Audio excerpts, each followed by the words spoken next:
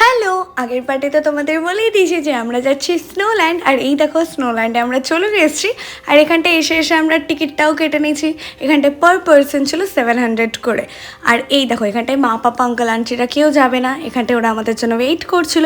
আর আমরা literally 1 hour ধরে wait করার পর এই লাইনটা ক্রস করে ভেতরে ঢুকলাম। আর ভেতরে ঢুকেই পুরো ঠান্ডা ফিল হতে লেগেছিলো। আর এখান থেকে জ্যাকেট, শু, গ্লাভস আর শক্স দিয়েছিলো, যেটা আমি পরে রেডি হয়ে গেছি। এইবার আমাদের টাইমটা আস্তে আস্তে এগোচ্ছে, তো আমরা ভেতর দিকে ঢুকে গেছি অলরেডি।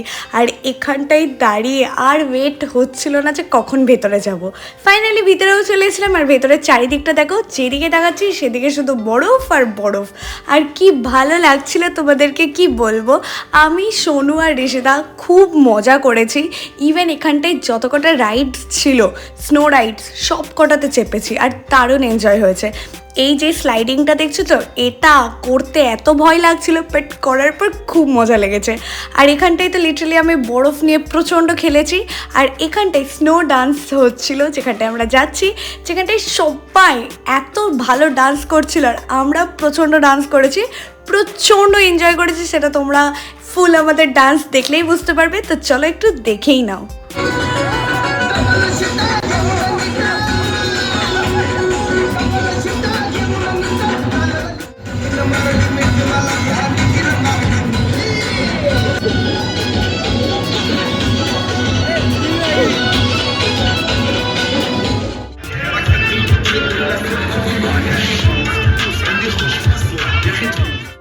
আর এই দেখো এখানটায় আমি বরফগুলো নিয়ে অনেক খেলেছি। আর আমরা ইভেন স্নোম্যানও বানিয়েছিলাম।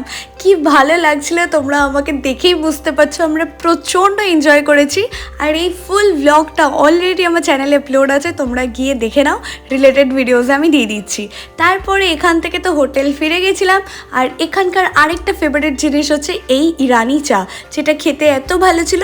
আর নেক্সট পার্টের জন্য অবশ্যই সাবস্ক্রাইব করো।